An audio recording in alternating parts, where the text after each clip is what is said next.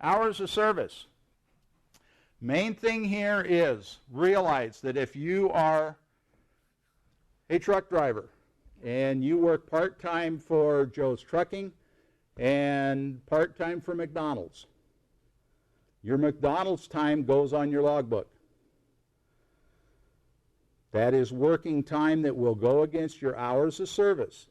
So if you're working 2 jobs and you're working full-time for a trucking company and you're working part-time for some other company, and that you have to include those hours of service that you're working for that other company, because we don't want you working more than your allotted 60 or 70 hours in a week. So realize that will come into play. You wreck the truck and we find out that the reason you did is because you're too tired to function properly and you're putting in double shifts all the time. No, you're going to be in a world of hurt. So if you do have other work, you need to let your company know that has the that you're driving for, and be sure you maintain those hours. Now, the crazy part of that is if you're working on your own farm after you're off duty, doesn't count. In other words, you're working around your own place, doing your own stuff, not an issue.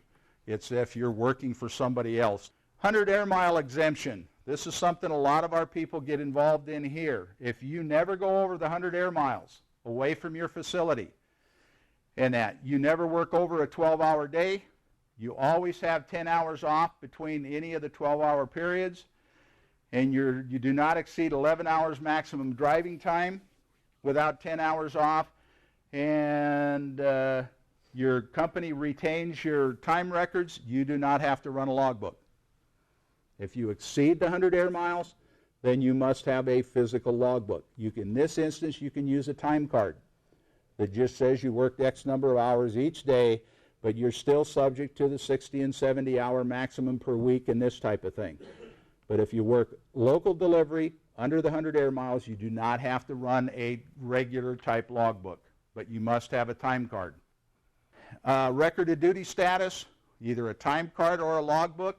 Every motor carrier shall require every driver to use some form of record of duty status, whether it's a computer, computerized satellite log, a paper log, a time card. You must have something, because if your company gets audited, we go in there, we want to know, if you're a driver, how many hours you put in, no matter if you're a local delivery, a long haul driver, whatever. We've got to see time cards. If you're the owner of the company and you drive 1 day a year, you better have time cards or logbooks for the whole year. The owners are not excluded if they have a CDL or they operate equipment for the company. They have to keep time cards and everything just like everybody else. What happens if a farmer is hauling right from the field and he's going to Port Kelly? Okay. And, he gets hung up 1 day a week where he's, found a long line, and he comes back and he had to work 13 hours 1 day.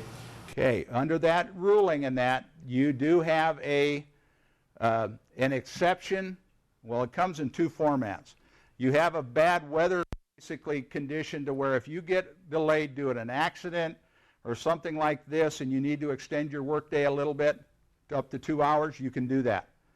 If the farm ag operation has some exceptions that come into play during harvest and planting seasons, and that if you're specifically operating from the field in a harvest situation, they put the grain on and you're going down to the port, your hours are extended as a farm operation alone.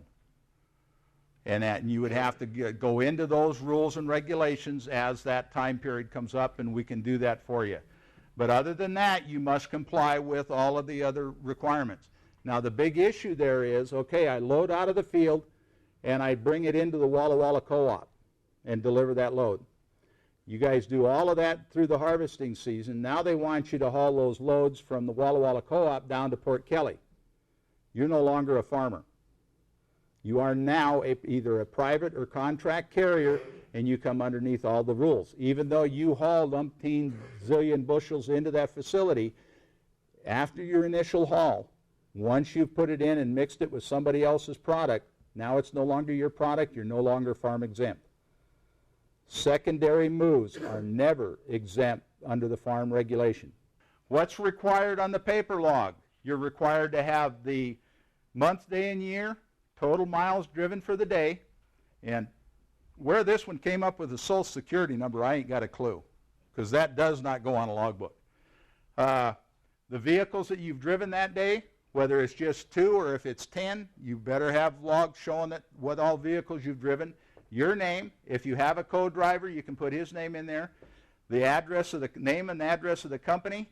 You must complete your log according to what you do, not what you dream up or what you think you're going to do. I actually went in and looked at a company the other day, and this guy's on a set run. He runs from Seattle to Pasco.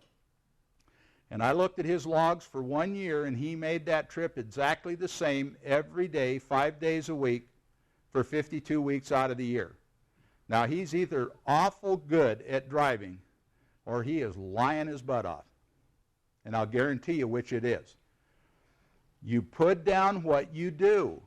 If one day it takes you 3 hours to get there, the next takes you to 3.5, you put it down according to what you do. This is the simplest thing you've got to do as a truck driver is this logbook. There is no excuse in the world, other than laziness, that logbook is messed up. It's the simplest thing in the world. You get in the truck in the morning, you do your pre-trip. Before you move that truck, you show your pre-trip, come up to driving. When you drive, you get to wherever you're going, you either load or unload. Before the truck moves again, you make the logbook up. You go again, you stop someplace, have lunch or whatever. Before the truck moves again, you do your log up. If you do that, it takes you 5 minutes. It's not an issue, and it'll be accurate. You'd be amazed how many guys that we'll find that are 2 or 3 days behind, and we'll say, okay, go out and make your logbook up true and accurate to what you've done in the past. And they'll say, well, how many miles is it between such and such and such? What's that got to do with it? Well, if I average 50, no. That doesn't count. That's falsifying a logbook. You do what you do and you put it down accordingly. Not what you think it's going to take you, not what you hope it's going to take you. You put down what you do. And then you must put down the stops you make and some indication either by location or actual, like a fuel stop or whatever. And then you must have either a product or a bill of lading number down in the corner. This is actually optional, and so is this. You do not have to fill out those. The main part of the graph, and then you must have your total for each day. And then you have 13 days to get this back into your company at a max. 13 days is the max. So the longest, if we go into your company, the longest you should be out of compliance with the logbooks in their records is 13 days. If you have any missing prior to that, then you're in violation.